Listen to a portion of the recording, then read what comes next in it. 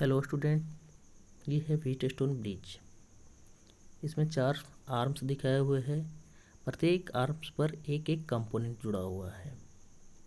साथ में एक डायगोनली कंपोनेंट जुड़ा हुआ है जो C5 है, कंपोनेंट 5 है ना। यहाँ पर ए टर्मिनल और बी टर्मिनल दिखा हुआ है। ए टर्मिनल और बी टर्मिनल एक्चुअली में सप्लाई के लिए दिया जाता है ना। अब बात करते हैं व्हीट स्टोन ब्रिज को हम लोग पहचानेंगे कैसे।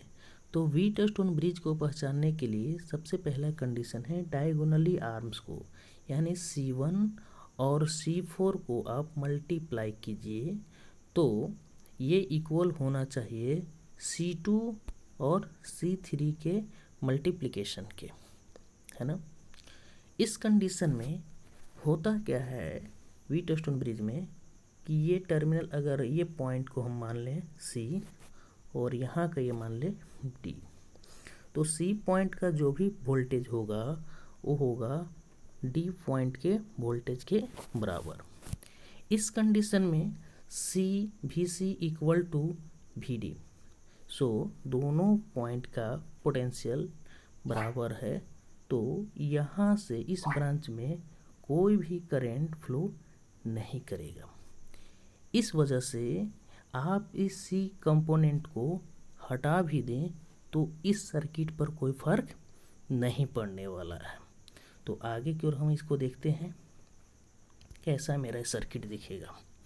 मेरा एक कंपोनेंट यहाँ लगा हुआ है C1, इसी के साथ लगा हुआ है यहाँ पर C2, साथ में नीचे की ओर है C3 और इसी के सीरीज में जुड़ा हुआ है C4, है ना। इस जगह पर आपका पॉइंट है D और इस जगह पर है C। इनके बीच जो कंपोनेंट लगा हुआ था आपने उसको हटा दिया और यहाँ टर्मिनल A और B जो सप्लाई के लिए है। तो C1 और C2 क्या है, ये सीरीज में है। तो C1 प्लस C2 के एक कंपोनेंट को हम डिसाइड कर लिए इसके लिए।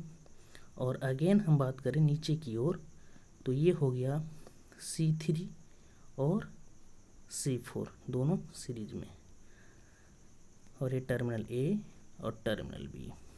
यहाँ पर ये कंपोनेंट और ये कंपोनेंट दोनों कैसा है, पैरेलल में। अब इसका ऑपरेशन हम पैरेलल में कर दें, है ना। ठीक है, तो ये मेरा हो जाएगा, जो भी निकालना होगा इक्विवेलेंट वो निकल के तैयार हो जाएगा। ठीक, अब इसी के साथ हम लोग देखते हैं कि अगर इस C1 C2 के जगह अलग कंपोनेंट हो, जैसे रजिस्टर हो सकता है और कैपेसिटर हो सकता है और भी बहुत तरह से चीज़ें हो सकती है।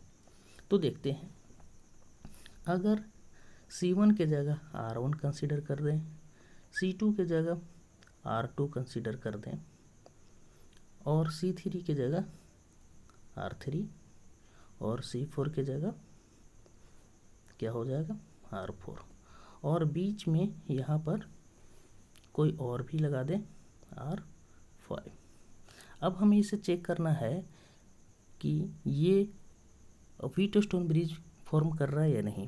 तो इसके लिए हम बात कर रहे हैं कि R1 equal to R2 equal to R3 equal to R4 बराबर, हम बात करते हैं कि ये क्या है R के बराबर।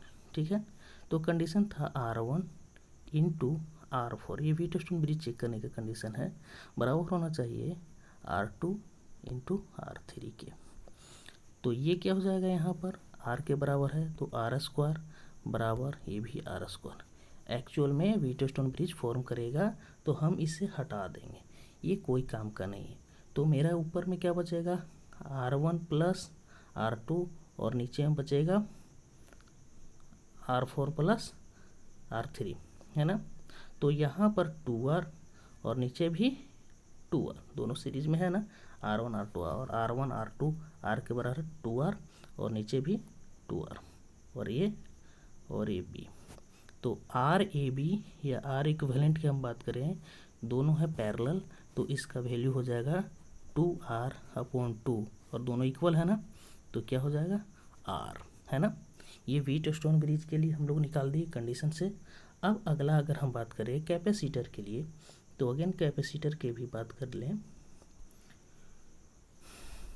तो ये capacitor C1, C2, C3, C4, ये C1 है आपका, ये C2 है, ये C3 है, ये C4 है, और अगेन यहाँ पर C5 है ना। तो फिर से कंडीशन हम बात कर लेते हैं ए बी। कंडीशन है मेरा कि C1 is equal to C2 is equal to C3 is equal to C4 equal to C। क्या कंसिडर किए हैं? C कंसिडर हम लोग किए हैं ना। तो यहाँ पर देखिए इन दोनों को C1 C2 अगर इक्वल है तो कंडीशन हम लोग चेक करेंगे कि C1 into C4, Wheatstone bridge के कंडीशन चेक करने के लिए ये फार्मूला है ना, C1 into C2 cross multiplication, और C3 into C2, C3 into C2 equal है, यहाँ भी C square equal to C square. चलिए, तो इन दोनों को अगर हम सीरीज में कैलकुलेट करें, तो सीरीज में कैलकुलेट करेंगे तो पैरेलल में कैपेसिटर में अगर सीरीज में करते हैं तो उसका पैरेलल जैसा ऑपरेशन करते हैं, तो क्या हो जाएगा, C1 C2 दोनों सीरीज में है, तो यहाँ पर हो जाएगा C/2, और अगेन यहाँ पर भी C/2 है ना, क्योंकि सारा का वैल्यू C है, और ये टर्मिनल ए और बी। अब दोनों अगर पैरेलल में है तो CAB की अगर हम बात कर लें तो कितना हो जाएगा, ये वैल्यू हो जाएगा C के बराबर, है ना, C के बराबर। ठीक है, तो ये था व्हीटस्टोन ब्रिज का कॉन्सेप्ट। उम्मीद है आप लोग समझ गए होंगे। Thank you.